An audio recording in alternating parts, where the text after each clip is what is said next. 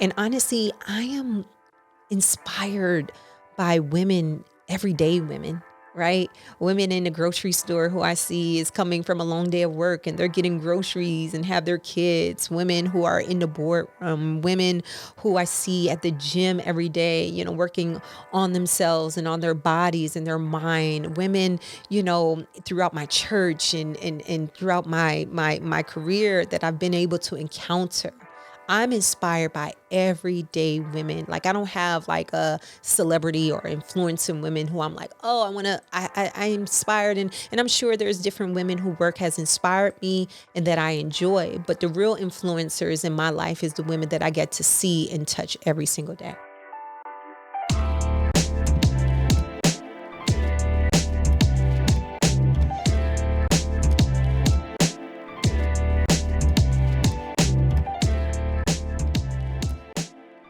It's Women's History Month. It is Women's History Month. My favorite month. Yes, my favorite month too, because I love the ladies very much. Shout out to all the ladies out there, all the wonderful women, all the women that are making change and helping this world become a better place. Absolutely. I'm here for it. I love all the ladies. I love women. Thank you. Yes. So I know that you didn't get to this stage in your life without other influential figures. No. That were there that you could look to. Yes, absolutely. Can you give me three influential women in your life? And why you admire them? Yes. So most definitely my top three, I would say my mother, of course. Why? Let me tell you why with my mom. My mom, I am 36. I'm turning 37 this year. But growing up, my mom was so mindful of me, right? I saw her in sisterhood with other women. I have never, in my young adult years, like as a child, remember my mom being on the phone gossiping about other women. She was my first model of what it looks like to be in relationship with other women. And I love her for that because I want to model, and I do model that for my daughter. I do model what it looks like to be in sisterhood with other women. And my mom did that for me.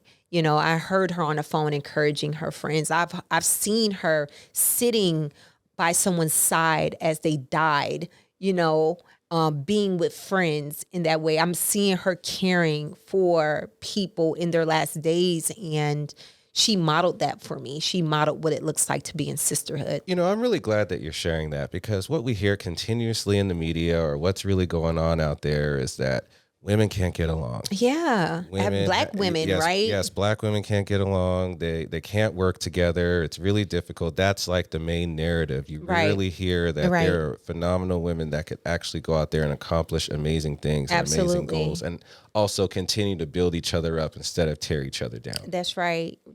And my mom modeled that for me. So she modeled for me what it looks like to be in sisterhood. I never heard my mother gossip about other women in front of me. And that's important. To me, it is, because I never seen her as a catty woman. I never seen her as a mean-spirited woman. I seen her as a woman who loved other women to life. Mm-hmm. My second would be my Aunt Patricia, my Aunt Pat, who died. And she modeled what it looks like to have a conviction for your beliefs. She was a very strong, convicted woman who walked throughout life, and she knew what she believed. And she's like, listen, I don't have no problem letting people know what my beliefs are. And that imparted in me to really just be strong about what my beliefs are and what do I believe, right? And have a clear vision for my life. She modeled that for me. And the last person I would say is my Aunt Valeda, who is not my biological aunt, my blood aunt, but is one of my mom's good friends. She modeled what it looks like to like I said earlier, the art of connection through her art and through her work as a speaker and a poet and a writer. She showed me what it means to connect with people through art and through the work that she does. So those are the three women. And honestly, I am inspired by women, everyday women, right? Women in the grocery store who I see is coming from a long day of work and they're getting groceries and have their kids. Women who are in the boardroom, women who I see at the gym every day, working on themselves and on their bodies and their mind. Women, throughout my church and throughout my career that I've been able to encounter. I'm inspired by everyday women. Like I don't have like a celebrity or influencing women who I'm like, oh, I'm inspired. And I'm sure there's different women who work has inspired me and that I enjoy. But the real influencers in my life is the women that I get to see and touch every single day. That's what's up. That's so beautiful to hear. Yeah. That's great. Yeah. So what do you love about being a Black woman yourself? There's so much that I love about being a Black woman, and I used to admire the fact that I know that we embody this type of strength, right?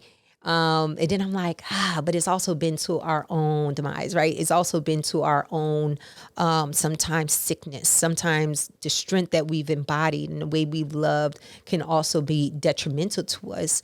But I believe one of the things that I love is just the grace that we have to move throughout the earth and move throughout the earth and just truly embrace who we are at the full level, right? Like Black women teach me how to be courageous. Black women teach me how to have style. Black women teach me how to walk into the boardroom and kind of own the spaces that I walk into. And they do it with so much class, and they do it being hated on for our features and for our looks and how we show up and how we have our hair braided or how full our lips are. Like the same stuff that the world hated on Black women, they accept and embrace on every other, woman. And I think that I love Black women for our tenacity to continue to show up, even when this world has not been as kind to us. Well, you are definitely more than a wife and a mother. I know that your career is very important to you. Yes. So what are the things that you're really into now? And like, when have you decided like, these gifts I have, I can actually make a career out of this? And what did you decide to tap into at that time? So, okay. So for me, it's really all about impacting women. And one of the ways that I came into this fruition of developing people in impacting women is one, I always wanted to be to women what I needed and never had. Like that has always been my biggest motto. I want to be to women what I needed and never had. So when you talk about never had, what was that like? What did you not have? Yeah. So there were so many times in my life and periods in my life where I felt like I needed and wanted and desired that mentorship, where I needed and desired someone to take me under their wing and show me the ropes or give me the insight in career. And I didn't have that. I reached out to women. I've asked for that. I try to shadow women, but it never really came into fruition. And for me, I was just like, man, I never want a woman to feel that way. I never want a woman to feel that they don't have someone championing their dreams, championing their desires or their goals. Like I wanted to be that to women, what I always needed and never had. But most importantly, I feel like I was wired with this desire to connect with women, right? I believe that it was built in me even when I was in my mother's womb. Whatever she was experiencing in that season of her life, I feel that God gave me that insight in order to give me the tools I needed for women, because I can talk to a woman just like I'm talking to you and see that there are some things that's on her heart and ask her, what's going on? How do you feel? Like, what are you feeling in your heart? Or, what are your fears? And I do that. I approach that in the work that I do through my books. I approach that through coaching when I'm coaching executives on imposter syndrome and allowing them to tell me what their fears are when stepping into the fullness of their purpose and potential, and being able to dissect those things and teaching them how they can use these fears as a stepping stool to get them to a place of power and empowerment, right? Because I think we all need that. We all need someone to say, you know what? I hear you. I see you. Most importantly, I see you. I realize we all need someone to say, I see you. And I try to be that to other women. That's what's up. And I'm sure a lot of women appreciate that. Yeah. I hope they do, because I'm dedicating my life's work to this. Yeah. Well, how do you feel about your life's work overall? Do you feel like you're on the right path and your purpose? Yeah. I feel that I am on the right path and my purpose. And, I have never had the privilege of living beneath my potential and my purpose. You know how some people can just kind of skate through life and just do the bare minimum and just do, that thing that they're not called to do. I never had that privilege to not do what I was called to do, because no matter how many times I tried to say, you know what, I'm not trying to write another book. I'm not trying to produce another podcast. I'm not trying to send another newsletter. I'm not trying to go to another speaking engagement. I never had the privilege of not living in the fullness of that call, because of the conviction that's in my heart of knowing that someone else's destiny is depending on my purpose. Thank you for opening up and being vulnerable. Thank you for having me. I appreciate it. Thank you for making this space comfortable for me to speak and tell my truth. Yeah. Why did you want to come and hang out with me today? Why? What's up with that?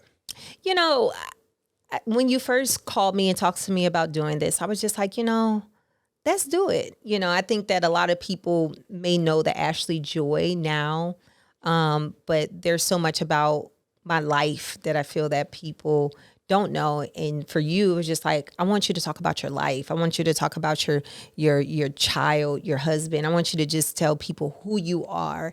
And I appreciate that. I appreciate just this space to be able to share my truth and to be able to just share what my convictions and my desires and, these people God has entrusted me to love in my life, who they are.